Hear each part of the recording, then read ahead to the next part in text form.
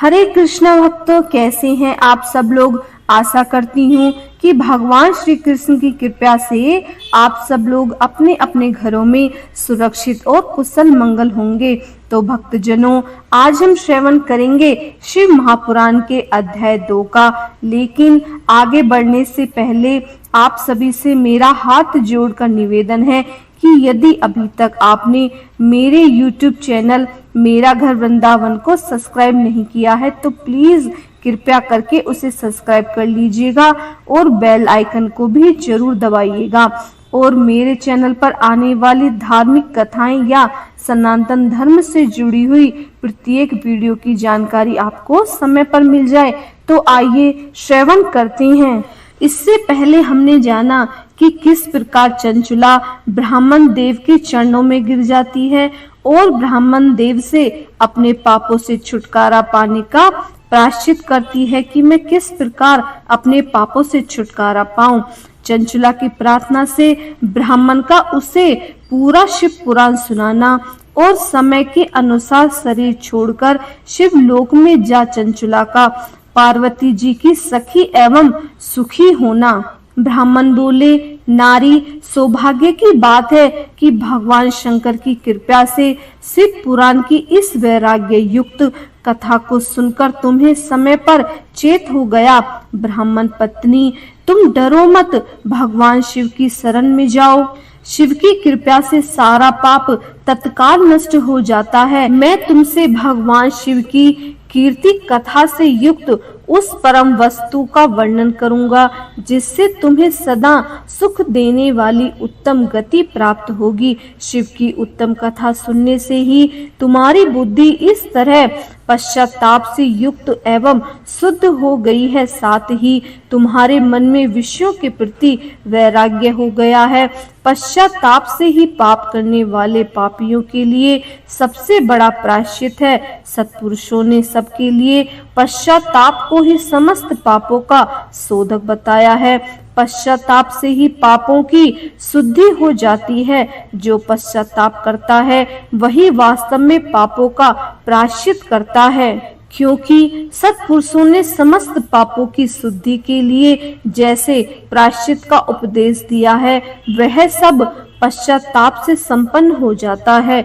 जो पुरुष विधि पूर्वक प्रायश्चित करके निर्भय हो जाता है पर अपने कुकर्मों के लिए पश्चाताप नहीं करता, उसे प्राय उत्तम गति नहीं प्राप्त होती, परंतु जिससे अपने कुकृत्य पर हार्दिक पश्चाताप होता है वह अवश्य उत्तम गति का भागी होता है, इसमें संशय नहीं है। इसी शिव पुराण की कथा सुनने से जैसे चित्त शुद्ध होती है वैसे दूसरे उपायों से नहीं होती। जैसे दर्पण साफ करने पर निर्मल हो जाता है, उसी प्रकार इस शिव पुराण की कथा से चित्त अत्यंत शुद्ध हो जाता है, इसमें संशय नहीं है।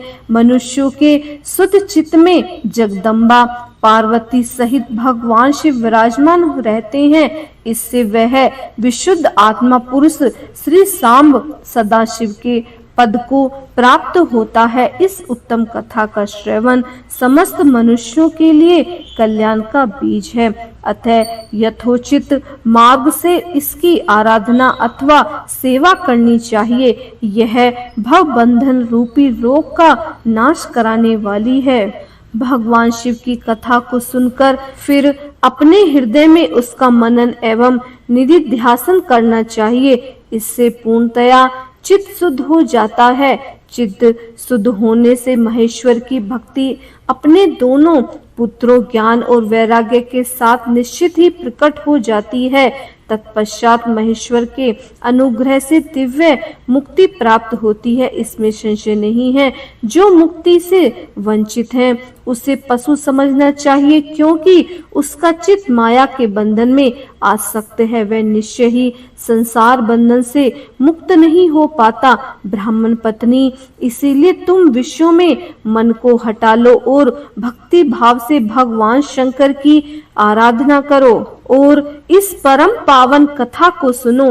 परमात्मा शंकर की इस कथा को सुनने से तुम्हारे चित्त की शुद्धि होगी और इससे तुम्हें मोक्ष की प्राप्ति हो जाएगी। जो निर्मल चित्त से भगवान शिव के चरण बिंदों का चिंतन करता है उसकी एक ही जन्म में मुक्ति हो जाती है। यह मैं तुमसे सत्य सत्य कहता हूँ। सूत जी कहती हैं, शौनक, इतना कहकर वे श्रेष्ठ शिव भक्त ब्राह्मण चुप हो गए।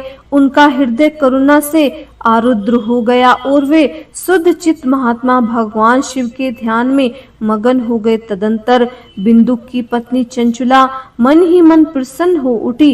ब्राह्मण का उक्त उपदेश सुनकर उसके नेत्रों में आनंद से आंसू छलक आए। वह ब्राह्मण पत्नी चंचुला हर्ष भरे हृदय से उन श्रेष्ठ ब्राह्मण के दोनों चरणों में गिर पड़ी और हाथ जोड़कर बोली, मैं कृतार्थ हो गई हूँ। तत्पश्चात उठकर वैराग्य युक्त उत्तम बुद्धि वाली वह स्त्री जो अपने पापों के कारण आतंकित थी, उन महान शिव भक्त ब्राह्मण से हाथ जोड़कर गदगद वाणी से बोली। चंचुला ने कहा, ब्राह्मण, शिव भक्तों में श्रेष्ठ स्वामी आप धन्य हैं, परमार्थदर्शी हैं और सदा परोपकार में लगे रहते हैं, इसीलिए श्रेष्ठ साधु पुरुषों में प्रसंग के योग्य हैं। साधो, मैं नरक के समुद्र में गिर रही थी, आप मेरा उद्धार कीजिए, उद्धार कीजिए। पौराणिक अर्थ तत्व से संपन्न जिस सुंदर शिव महापुराण की कथाओं को सुनकर मेरे मन में संपूर्ण विषयों से वैराग्य उत्पन्न हो गया, उसी इस शिव पुराण को सुनने के लिए इस समय मेरे मन में बड़ी श्रद्धा हो रही है। सूत जी कहती हैं, ऐसा कहकर हाथ जोड़कर उनका अनुग्रह पाकर चंचुला उस शिव पुराण की कथा को सुनने की इच्छा मन में लिए हुए ब्राह्मण देव की सेवा में तत्पर हो वहां रहने लगी। तदंतर शिव भक्त में श्रेष्ठ और शुद्ध बुद्धि वाले उन ब्राह्मण देव ने उसी स्थान पर उस स्त्री को शिव पुराण की उत्तम कथा सुनाई। इस प्रकार उस गोकर्ण नामक महाक्षेत्र में उसी श्रेष्ठ ब्राह्मण से उसने शिव पुराण की वह परम उत्तम कथा सुनी जो भक्ति, ज्ञान और वैराग्य को बढ़ाने वाली तथा मुक्ति देने वाली है। उस परम उत्तम कथा को सुनकर वह ब्राह्मण पत्नी अत्यंत कृतार्थ हो गई। उसका चित्त शीघ्र ही शुद्ध हो गया। फिर भगवान शिव के अनुग्रह से उसके हृदय में शिव के लिए सगुण रूप का चिंतन होने लगा।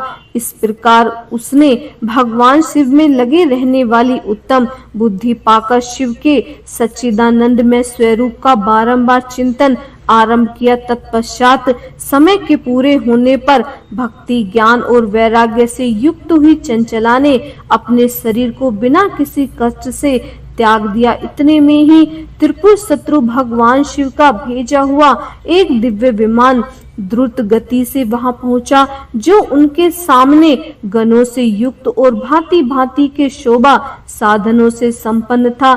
चंचुला उस विमान पर आरूढ़ हुई और भगवान शिव के श्रेष्ठ पार्षदों ने उसे तत्काल शिवपुरी में पहुंचा दिया। उसके सारे मल धुल गए थे। वह दिव्य स्वरूप धारण करके दिव्यांगनी हो गई थी। उसके दिव्य अवयव उसकी शोभा बढ़ा रहे थे। मस्तक पर अर्ध चंद्रमा मुकुट धारण किए वह गौरांगी देवी शोभाशाली दिव्य आभूषणों से विभूषित थी। शिवपुरी में पहुंचकर उसने सनातन देवी त्रिनेत्रधारी महादेव जी को देखा। सभी मुख्य देवता उनकी सेवा में खड़े थे। गणेश, भृगी, नंदीश्वर तथा वीरभद्रेश्वर आदि उनकी सेवा में उत्तम भक्ति भाव से उपस्थित थे। उनकी अंग कांति करोड़ों सूर्य के समान प्रकाशित हो रही थी। कंठ में नील चिन्ह शोभा पाता था। 5 मुख और प्रत्येक मुख में 3-3 नेत्र थे। मस्तक पर अर्ध चंद्रमा मुकुट शोभा देता था। उन्होंने अपने वामांग भाग में गौरी देवी को बिठा रखा था। जो विद्युत पुंज के समान प्रकाशित थीं। गोरी पत्नी महादेव की कांति कपूर के समान गोरी थी। उनका सारा शरीर श्वेत भस्म से भासित था। शरीर पर श्वेत वस्त्र शोभा पा रहे थे। इस प्रकार परम उज्जवल भगवान शंकर का दर्शन करके वह ब्राह्मण पत्नी चंचुला बहुत प्रसन्न हुई। अत्यंत प्रीति युक्त होकर उसने बड़ी उतावली के साथ भगवान को बारंबार प्रणाम किया। फिर हाथ जोड़कर वह बड़े प्रेम, आनंद और संतोष से युक्त हो विनीत भाव से खड़ी हो गई। उसके नेत्रों से आनंद अश्रुओं की अविरल धारा बहने लगी तथा संपूर्ण शरीर में रोमांच हो गया। उस समय भगवती पार्वती और भगवान शंकर ने उसे बड़ी करुणा के साथ अपने पास बुलाया और सौम्य दृष्टि से उसकी ओर देखा। पार्वती जी तो दिव्य रूप धारणी बिंदुज्ञ प्रिया चंचुला को प्रेम पूर्वक अपनी सखी बना लिया।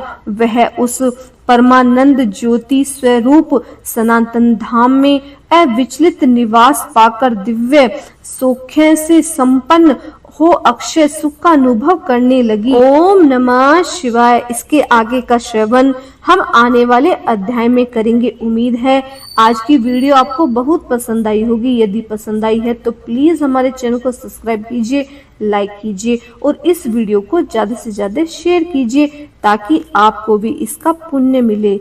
और कमेंट्स में ओम नमः शिवाय लिखना ना भूलिएगा।